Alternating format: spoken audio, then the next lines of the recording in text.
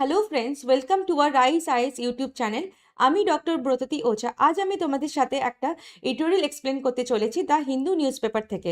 সকালের ভিডিওতে আমরা what to read in today's the Hindu news paper থেকে কী কী ইম্পর্টেন্ট ইউপিসির জন্য প্রিলিমস অ্যান্ড মেন্সের পয়েন্ট অফ ভিউ থেকে একটা ডিটেল আলোচনা করা হয়েছে। সেই ভিডিওটি কিন্তু তোমরা মিস করবে না, অতি অবশ্যই সেটা দেখবে। তোমাদের এক্সামের জন্য খুবই ইম্পর্টেন্ট একটা ভিডিও হচ্ছে। চলো শুরু করা যাক এডিটোরিয়াল এক্সপ্লেনটা। তো এডিটোরিয়াল এক্সপ্লেনের টপিকটার নামটা কি হচ্ছে, the Shanti act and India's nuclear transition. এই টপিকটা ভীষণই একটা important topic. GS paper 3 main science and টেকনোলজিকে টার্গেট করছে, অ্যাজ ওয়েল এস প্রিলিমস পেপারেও ইম্পর্টেন্ট একটা টপিক হচ্ছে সায়েন্স অ্যান্ড টেকনোলজি অ্যাসপেক্ট থেকে। তো যেটা তোমরা দেখতে পাচ্ছ এই সেকশনটা, এটা হচ্ছে কিন্তু এডিটোরিয়ালের একটা ক্লিপিংস। এই টপিকটা আলোচনা করার আগে আমি একটা বলে দিই, ইউপিএসসি অলরেডি এই টপিকটা থেকে তো কোয়েশ্চেন আসেনি, কিন্তু নিউক্লিয়ার এনার্জি যে থিমটা সেখান থেকে অলরেডি দুবার কোয়েশ্চেন করে নিয়েছে। একটা 2018-এ কোয়েশ্চেন এসছে। সেই কোয়েশ্চেনটা কি হচ্ছে, with growing energy needs should India keep on expanding its nuclear energy programme, discuss the facts and fears associated with the nuclear energy. এটা 1 নম্বর কোয়েশ্চেন। সেকেন্ড কোয়েশ্চেনসটা হচ্ছে 2017-এ এসেছে, give an account of growth and development of nuclear science and technology in India, what is the advantage of fast breeder reactor programme in India.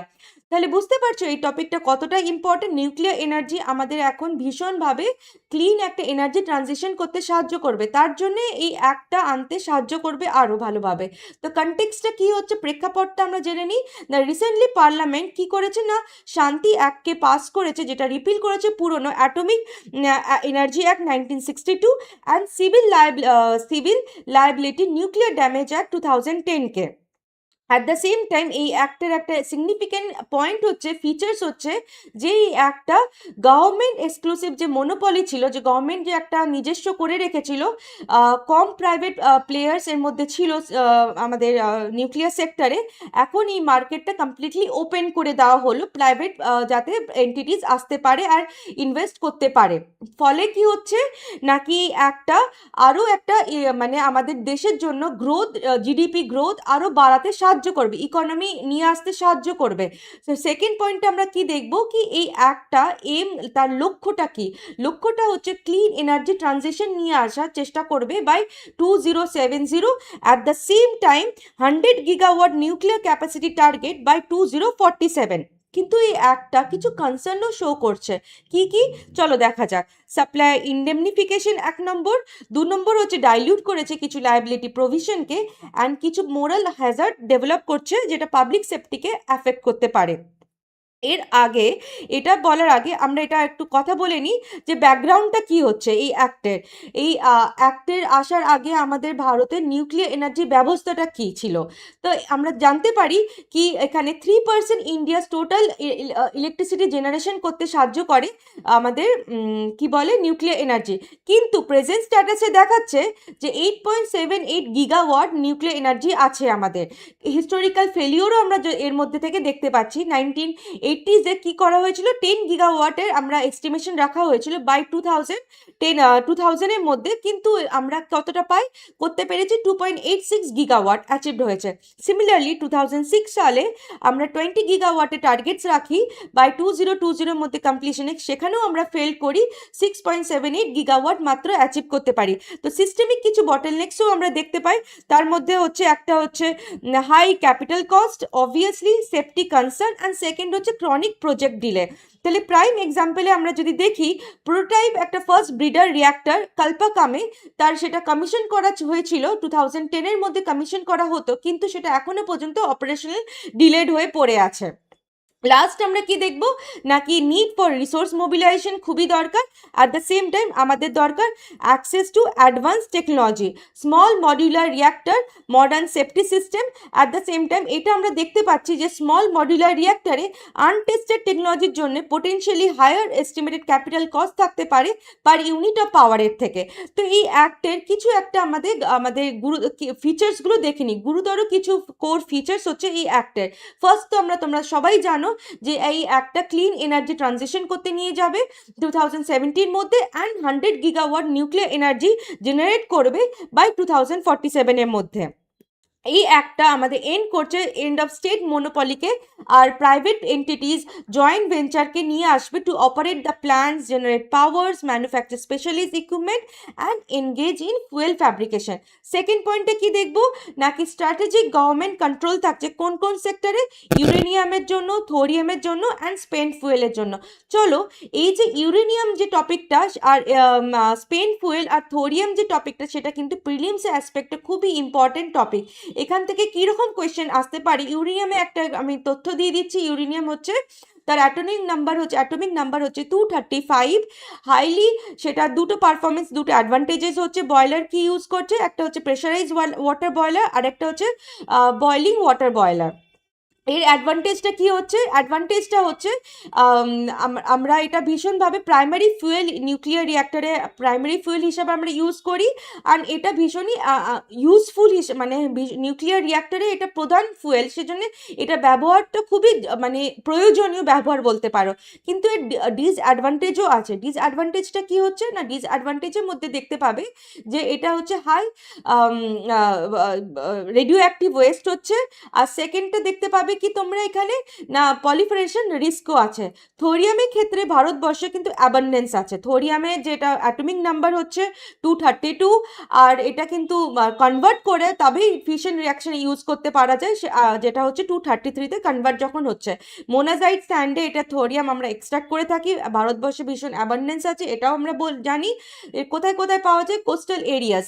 Coastal areas বলতে গেলে আমাদের অন্ধ্রপ্রদেশ, ওড়িশা, তামিলনাড়ু, কেরালা, এমনকি West বেঙ্গলও কিছু জায়গাতে পাওয়া যাচ্ছে। কিন্তু থোরিয়ামে একটা ডিসঅ্যাডভান্টেজ কি হচ্ছে না, ডিসঅ্যাডভান্টেজ হচ্ছে এর জন্য অ্যাডভান্স টেকনোলজি চাই। সেকেন্ড হচ্ছে ভীষণ হাই ক্যাপিটাল, মানে হচ্ছে মানে ভীষণ তার high capital cost, cost effective হচ্ছে না। বাট এর ডিসঅ্যাডভান্টেজেস, এগুলো এটা হচ্ছে ডিসঅ্যাডভান্টেজেস। আর অ্যাডভান্টেজেস কি হচ্ছে না, অ্যাডভান্টেজেস হচ্ছে পলিফারেটিভ রিস্কটা এটার কম, এক নম্বর। সেকেন্ড পয়েন্টটা হচ্ছে যে এটা রেডিও অ্যাক্টিভ ওয়েস্টও কম প্রডিউস করছে। এর নেক্সট পয়েন্টে আসছি আমরা, স্পেন্ট ফুয়েলটা। স্পেন্ট ফুয়েলটার সম্বন্ধে প্রিলিমস থেকে কি কি কোয়েশ্চেন আসতে পারা যেতে পারে। স্পেন্ট ফুয়েলটা কি হচ্ছে না, একটা নিউক্লিয়ার ফুয়েল, যেটা কিনা অলরেডি নিউক্লিয়ার রিয়াক্টরে আমরা ইউজ করে গিয়ে আছি, কিন্তু এটা নিউক্লিয়ার চেন রিয়াকশনের মাধ্যমে আর আসতে পারে না। তাহলে এই স্পেন্ট ফুয়েলের মধ্যে কম্পোনেন্টসগুলো কি হচ্ছে, আনইউজ কিছু ইউরেনিয়াম, কিছু প্লুটোনিয়াম, আর কিছু আমাদের ফিশন মেটেরিয়ালস। এর হাইলি এটা ভীষণই মানে রিয়াক্টিভ হচ্ছে, রেডিও অ্যাক্টিভ হচ্ছে, at the same time it's thermally hot. Next পয়েন্টে আমরা চলে আসি, এই যে তথ্যটা বললাম মাথায় রেখো, এটা কিন্তু প্রিলিমসের জন্য খুবই ইম্পর্টেন্ট একটা পয়েন্ট। নেক্সট পয়েন্টে আসছি এবার। নেক্সট পয়েন্টে কি বলছে না, graded liability system. Graded liability সিস্টেমটা কি হচ্ছে না, যতটা আমাদের ইনস্টলেশনের সাইজ হবে তার উপরে ক্যাপিং করা হচ্ছে। বড় সাইজের ইন্ডাস্ট্রি হলে 3,000 কোটি টাকা দেব কম্পেনসেশন, মিডিয়াম প্ল্যান্টেজ হলে 1,500 কোটি টাকা কম্পেনসেশন দেওয়া হবে, আর স্মল মডিউলার রিয়াক্টরের ক্ষেত্রে হবে 100 কোটি টাকা। নিউক্লিয়ার লাইবিলিটি ফান্ডও একটা জেনারেট হচ্ছে, যার মাধ্যমে সেন্ট্রাল গভর্নমেন্ট অপারেটর ক্যাপিংয়ের পরেও কিছু টাকা দিয়ে সাহায্য করবে ভিকটিমসকে। ফর এক্সাম্পল কত টাকা হচ্ছে জেনারেট করতে পারবে, সেটা 3,900 কোটি টাকা। টোটাল মিলিয়ে কিন্তু 3,900 কোটি টাকা, গভর্নমেন্ট কিন্তু 3,900 কোটি টাকা দিচ্ছে না, টোটাল মিলিয়ে 3,900 কোটি টাকা। এখান থেকে প্রিলিমসে কোয়েশ্চেন জেনারেট হতে পারে, সেটা হচ্ছে nuclear liability fund. Nuclear liability fund এটা শান্তি অ্যাক্টের মাধ্যমেই বলা হয়েছে। দেন নেক্সট আমরা কি দেখবো, complete supply indemnity. Complete supply indemnity কি হচ্ছে, সাপ্লাইকে কমপ্লিটলি থরো প্রোটেকশন দেওয়া হচ্ছে। আগের যে প্রিভিয়াস যে অ্যাক্টটা ছিল ক্লিনডা অ্যাক্ট, যেটা হচ্ছে civil liability nuclear damage act 2010-এ, সেখানে রাইট অফ রিকোর্সকে আগেন্স্ট সাপ্লায়ার সেটা রিমুভ করে দিয়ে সাপ্লাইকে কমপ্লিটলি একটা প্রোটেকশন দেওয়া হয়েছে from the civil or legal, civil or criminal liability থেকে। অ্যান্ড পুরো এই জিনিসটা আমাদের অপারেটরের কাছে শিফট করে দেওয়া হয়েছে।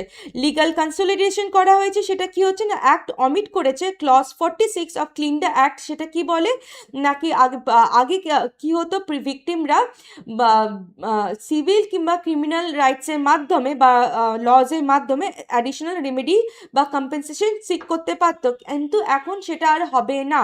এই অ্যাক্টের মাধ্যমেই তোমাদেরকে ভিকটিমদেরকে যেতে হবে, আর এই অ্যাক্টের বাউন্ডারিও অ্যাক্টের মাধ্যমে বাউন্ডারিটা ডিফাইন করে দেওয়া হয়েছে। নেক্সট আমরা দেখব oversight of non power uses. Oversight of non power ইউজেসটা কি বলছে, নাকি বিয়ন্ড হেলথ কেয়ারের উপরে গিয়েও আমরা এই নিউক্লিয়ার এনার্জিটা আর কি কি সেক্টরে কিভাবে ইউজ করতে পারবো সেটার একটা অ্যাসপেক্টও দেওয়া হয়েছে এই অ্যাক্টের মধ্যে। যেমন ফর এক্সাম্পল হচ্ছে হেলথ কেয়ার রেডিওথেরাপিতে ইউজ করা যাবে, এগ্রিকালচারে ইউজ করা যাবে, আর ইন্ডাস্ট্রিয়াল রিসার্চও ইউজ করা যাবে। থার্ড কি দেখবো, যে অ্যাডজুডিকেশন মেকানিজমটা যাতে টাইমলি কম্পেনসেশন পাওয়া যায় তার জন্য atomic energy redressal advisory council establish করা হয়েছে। আর আরেকটা specialised nuclear damage claims commission establish করা হয়েছে।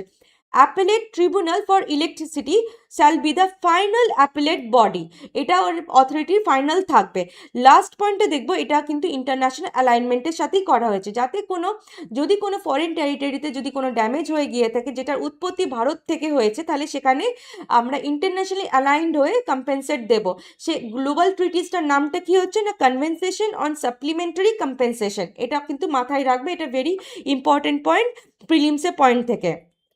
সেকেন্ড আমরা দেখব এই অ্যাক্টের তাৎপর্যটা কি। এই অ্যাক্টের তাৎপর্যটা হচ্ছে ম্যাসিভ মার্কেট নিয়ে আসবে, প্রফিট জেনারেট করবে লাইবিলিটি ছাড়া, ইনসেন্টিভাইজ করছে প্রাইভেট ইনভেস্টমেন্টকে, আমরা ফরেন ডিরেক্ট ইনভেস্টমেন্টকে আমরা নিয়ে আসতে পারবো। তার ফলে কি হবে, আমাদের গ্রোথও হবে, ইকোনমি আমাদের ট্রেজেক্টরিটা ভীষণ ভালোভাবে সেটা বাড়তে পারবে। বিজনেস ফ্রেন্ডলি একটা এনভায়রনমেন্ট করতে চলেছি। নেক্সট আমরা দেখব, এগুলো তো আমরা তাৎপর্য জানলাম, কিন্তু চ্যালেঞ্জেসও তো কিছু আছে, ক্রিটিক্যাল কনসার্নসও তো কিছু আছে। সেই ক্রিটিক্যাল কনসার্নসগুলো কি হচ্ছে, ক্রিটিক্যাল কনসার্নসগুলো এগুলো হচ্ছে একটা ডিসপ্যারিটি আমরা দেখতে পাচ্ছি এই কম্পেনসেশন অ্যামাউন্টের মধ্যে, যেখানে যেটা অ্যামাউন্টটা একদমই ক্যাপ করে দিয়ে কত টাকায় করে দেওয়া হয়েছে, 3,900 কোটি টাকা। এর বেশি তারা কোনো ভিকটিমরা কোনোভাবে আর কম্পেনসেশন পাবে না যদি কোনো ন্যাচারাল ডিজাস্টারের মাধ্যমে এটা যদি হয়ে গিয়ে থাকে। ফর এক্সাম্পল, ফুকুশিমা জাপানে অ্যাক্সিডেন্ট হয়েছিল, সেখানে 46 লাখ ক্রোর রুপিস পাওয়া গেছিল অ্যাজ আ কম্পেনসেশন অ্যামাউন্ট হিসাবে। চার্নোবিল ডিজাস্টার হয়েছিল বেলারুসে, সেখানে অ্যালোন দেওয়া হয়েছিল 21 লাখ কোটি টাকা। তাহলে বুঝতে পারছো আমরা কত কম কম্পেনসেশন পাওয়া যাচ্ছে। সেকেন্ড আমরা দেখব ফাইন্যান্সিয়াল বার্ডেনটা ভিকটিমদের উপরেই চলে আসছে, কেন কি কনভেনশন অন সাপ্লিমেন্টারি কম্পেনসেশনের মাধ্যমে আমরা কিন্তু ভীষণই 1% কভার করতে পারছি না আমাদের কম্পেনসেশন অ্যামাউন্টটাকে। তাহলে ফলে কি হচ্ছে, যারা ভিকটিমরা আগে যেমন আর্টিকেল 40 এই যে ক্লজ 46টা যেটা ছিল ক্লিনডা অ্যাক্টের মধ্যে দিয়ে সিক করতে পারতো, সিভিল কিংবা লিগাল ক্রিমিনাল লজের মাধ্যমে অ্যাডিশনাল মেজার বা অ্যাডিশনাল রেমেডি সিক করতে পারতো, সেটা আর হচ্ছে না। থার্ড পয়েন্ট, ভীষণই ইম্পর্টেন্ট পয়েন্ট, সেটা হচ্ছে ইস্যু অফ মোরাল হ্যাজার্ড। কেন কি প্রাইভেট পুরোপুরি আমরা সাপোর্ট করছি এখন সাপ্লায়ারকে, যে সাপ্লায়ার ডিফেক্টিভ ইনস্ট্রুমেন্ট বা ইকুইপমেন্ট দেওয়ার পরেও যদি কোনো ইনসিডেন্ট ঘটে গিয়ে থাকে, ডিজাস্টার যদি কোনো অ্যাক্সিডেন্ট হয়ে গিয়ে থাকে, সেটা কিন্তু আর সাপ্লায়ার বইবে না, সেই জিনিসটা কে বইছে, নাকি অপারেটরের উপরে পুরোপুরি লাইবিলিটিসটা চলে আসবে।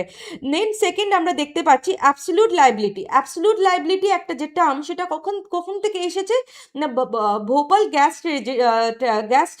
ট্র্যাজেডি, তোমরা নিশ্চয়ই এটা শুনেছো।